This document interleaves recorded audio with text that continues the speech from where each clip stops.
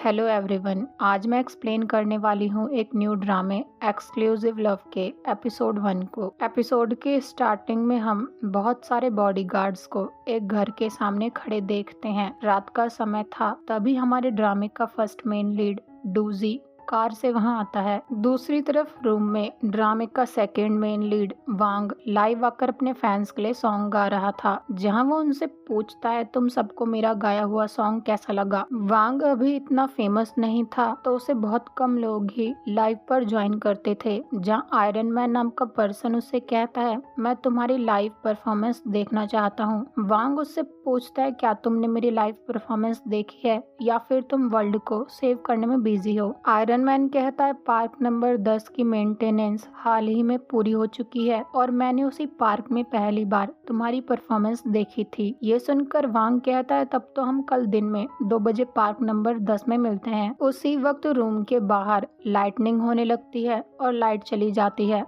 वांग बहुत ही ज्यादा डरपोक है, तो वो अपने पहने हुए लॉकेट को पकड़कर भगवान को याद करने लगता है। तभी अचानक से उसके रूम का डोर ओपन होता है। वो पीछे पलटकर उस पर्सन पर अटैक करता कि तभी वहाँ लाइट आ जाती है। डूजी वांग को लेने वहाँ पहुँच गया था। वांग उससे पूछता है तुम कौन हो और यहाँ क्या कर रहे हो। तो डूजी कहता है तुम्हारे भाई यिंग ने मुझे तुम्हें वापस लाने के लिए यहाँ भेजा है। यानी कि वांग अपनी फैमिली से दूर अकेले यहाँ रहता है। वांग बड़े टशन में कहता है मेरे भाई से बोल दो कि वो मुझे ना ढूंढे। वो अपना गिटार लेकर वहाँ से जाने लगता है, लेकिन डोजी चुटकी बजाता है और सारे बॉडीगार्ड्स आकर वांग को एक बैग में डालकर वहाँ से ले जाते हैं। बेचारा वांग तो बस चिल्लाता रह जाता है। वो वांग को कार में डाल देते हैं और ये सीन यहीं पर कट हो जाता है। अगले सीन में डूजी वांग को उठाकर घर ले आता है। यिंग अपने भाई वांग से मिलने आता है, तो वांग कहता है क्या तुम मुझसे नॉर्मल तरीके से मिलने नहीं आ सकते थे। यिंग कहता है तुम घर से भागकर एक स्ट्रीट परफॉर्मर बन गए थे। ये सुनकर वांग कहता है तुमने मुझे सपोर्ट करने से मना कर दिया था, क्या मैं अपने ऊपर भी डिपेंड नहीं हो सकता हूँ।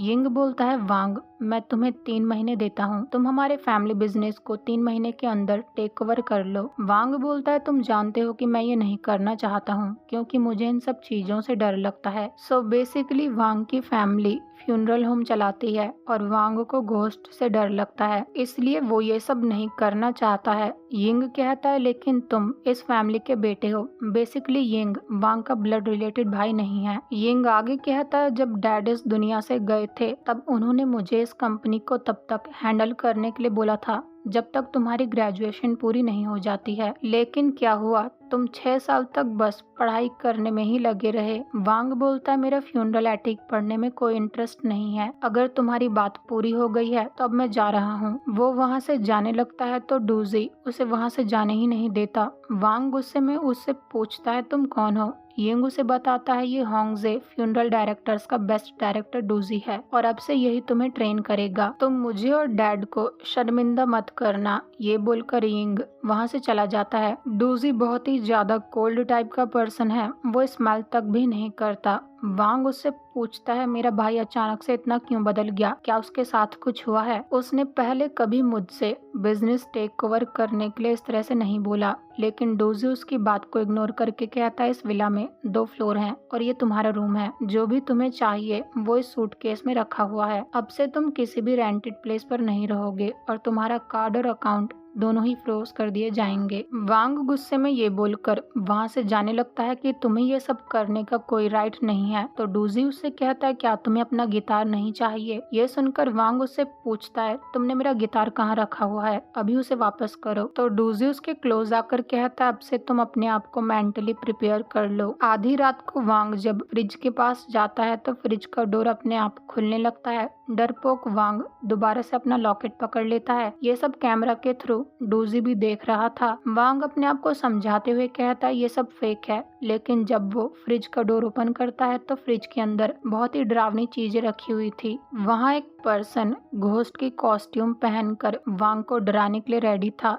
ये सब देखकर डूजी उस पर्सन को रोकने जाता, उससे पहले ही वो पर्सन वांग को डरा देता है। वांग उसे पंच मारकर डर के मारे बेहोश हो जाता है। डूजी वांग को गोद में उठाकर उसके रूम में ले जाता है, जहां वो बड़े प्यार से उसके हेड पर पैट करता है। यानी कि डूजी की एक ऐसी साइड भी है जो वो लोगों को शो नहीं करता है। अगली सुबह वांग नींद से उठकर डूजी से कहता है कल वो सब क्या था। डूजी उसे ट्रेनिंग प्लान पकड़ाकर कहता है पिछली रात तो वो बस पहला स्टेप था तुम्हारे ब्लड और फ्यूनरल के डर को इतने कम समय में ओवरकम करने का। वांग कहता है क्या तुम उसे ट्रेनिंग कहते हो, और वो घोस्ट भी तुम्हारे प्लान का पार्ट था। तभी उसके बगल में सो रहा घोस्ट उससे पूछता है क्या तुम मेरी बात कर रहे हो। वांग उसे दोबारा से पंच मारता, लेकिन वो उसे पहचान कर कहता है जूनियर यू तुम यहाँ क्या कर रहे हो। यू कहता है तुम तो अपनी ग्रेजुएशन पोस्टपोन करने में लगे हुए थे और मैंने बहुत पहले ही ग्रेजुएशन पूरी कर ली, इसलिए तुम्हें मुझे सीनियर बुलाना चाहिए। और मैं हॉरर फैन हूँ और कल रात जो तुमने देखा वो मेरे कलेक्शन का हिस्सा थे। डूजी यू से कहता है क्या मैंने तुम्हें वांग को डराने के लिए बोला था। तो यू कहता है मैं तो बस तुम्हारी मदद करना चाहता था। दोपहर हो गई थी।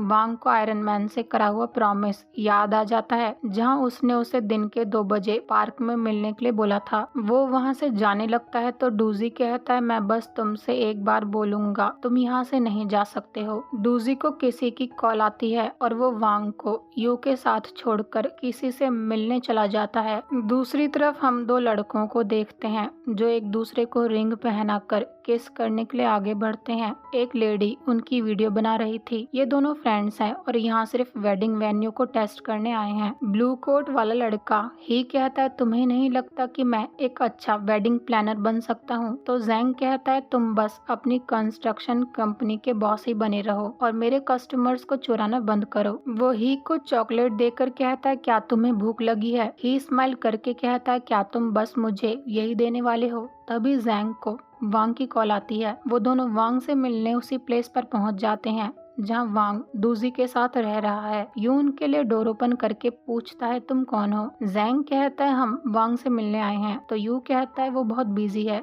ये बोलकर वो डोर बंद करने लगता है। ही यू को पहचान लेता है तो यू उससे पूछता है क्या तुम दोनों कॉलेज में वांग के साथ डॉर्म में रहते थे। वो उन दोनों से बात करने में बिजी था। इसी बात का फायदा उठाकर वांग यू को एक बैग में बंद कर देता है जिसमें ही और जैंग भी उसकी मदद करते हैं। वांग उससे कहता है अब तुम्हें पता चलेगा कि मुझे कैसा फील होता है। इसके बाद वो अपना गिटार लेकर उन दोनों के साथ पार्क नंबर 10 की तरफ चला जाता है। इधर डूजी काफी परेशान होकर किसी को कॉल लगा रहा था जहां एक लड़की उससे कहती है वो पता नहीं कहां चला गया है। अगले सीन में वांग पार्क में पहुंच जाता है। ही जैंग से बोलता है मैं उसे गाते हुए नहीं सुनना चाहता हूं, इसलिए चलो हम खाना खाने चलते हैं। वांग काफी सैड होकर कहता है शायद मैं लेट हो गया, लेकिन तभी व्हील चेयर पर एक लड़का उसके पास आकर कहता है मैं ही आयरन मैन हूँ, माना कि मैं उसके जैसा नहीं दिखता। ये सुनकर वांग कहता है ऐसा किसने बोला, तुम मेरे बिग फैन हो और मेरे गाने सुनने के लिए थैंक्स। इसके बाद वो उस लड़के को अपनी लाइव परफॉर्मेंस में गाना गाकर सुनाता है। दूसरी तरफ यू जैसे तैसे करके अपने आप को उस बैग में से बाहर निकाल ही लेता है। उसे वांग पर बहुत ही ज्यादा गुस्सा आ रहा था। इधर पार्क में वांग उस लड़के को गाना गाकर सुना रहा था तो एक लड़का उसके पास आकर कहता है तुम कहीं और जाकर ये सब करो। वो लड़का वांग से फाइट करने लगता है। वो उसे मारता कि तभी डूजी वहां आकर उन गुंडों से बहुत मस्त फाइट करता है। डूजी व्हील चेयर वाले लड़के से कहता है क्या तुम्हें अपनी कंडीशन नहीं पता है। वो लड़का डूजी को सॉरी बोलकर ब्रदर बुलाता है। ये सुनकर वांग शौक में कहता है क्या तुम दोनों भाई हो। डूजी अपने भाई को कार में बैठा देता है तो उसका भाई उससे कहता है तुम वांग से लाइव स्ट्रीम पर सॉन्ग गाने के लिए कहना। वो उन दोनों को बाय बोलकर चला जाता है तो वांग डूजी से बोलता है सॉरी, मुझे उसकी कंडीशन के बारे में नहीं पता था। डूजी कहता है क्या तुम्हें नहीं लगता कि पहले तुम घर से क्यों भागे, तुम्हें इस बारे में एक्सप्लेन करना चाहिए। थोड़ी देर पहले डूजी जिस पर्सन को कॉल करके ढूंढ रहा था वो उसका भाई ही था, इसलिए वो यहाँ पहुँच पाया। वांग कहता है मैं अपने फैंस से किया हुआ प्रॉमिस हमेशा पूरा करता हूँ। तब तक ही और जैंग भी वहाँ आ जाते हैं।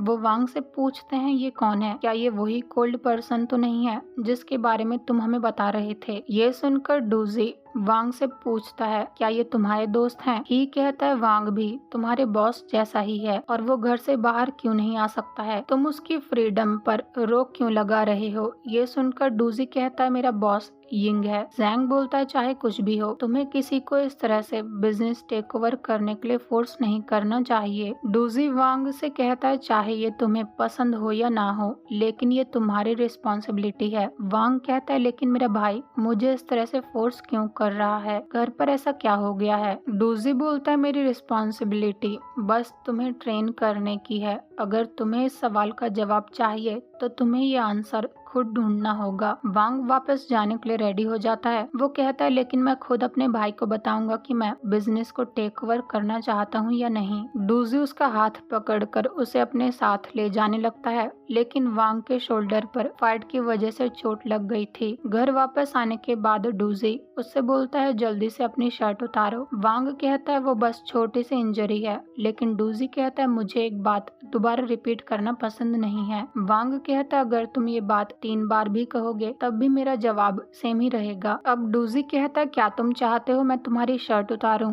या फिर तुम खुद ये काम करोगे? वांग कुछ नहीं बोलता तो डूजी खुद उसकी शर्ट उतारने लगता है लेकिन वांग उसे रोककर अपनी शर्ट उतार देता है तो डूजी भी उसके शोल्डर पर पेन रिलीविंग पैच लगाकर कहता है जल्दी से डिनर करने के लिए रेडी हो जाओ। अगले सीन में डिनर पर डूजी ने सारी वही डिशेस बनाई थी जो वांग को खाना पसंद नहीं था। वो वांग से कहता है तुम्हें अपनी ब्लड सिकनेस को दूर करने के लिए ये सब डिशेस ही खानी होंगी। वांग कहता है अब मुझे भूख नहीं है तुम ही ये सब खा लो और मेरा हाथ भी इंजर्ड है। डूजी कहता है तो फिर तुम अपने उल्टे हाथ से खाओ और अगर तुम ये नहीं खाओगे तो मुझे तुम्हें अपने हाथ से ये सब खिलाना होगा। उन दोनों के फेस बहुत ही ज्यादा क्लोज थे। एपिसोड के लास्ट में हमें एक सीन दिखाया जाता है जहाँ रात को जब वांग सो रहा था तो डूजी उसके रूम में ही चेयर पर बैठकर उसके सॉन्ग को सुन रहा था और ये एपिसोड यहीं पर एंड हो जाता है। मिलते हैं अगले एपिसोड में। Thank you so much for watching.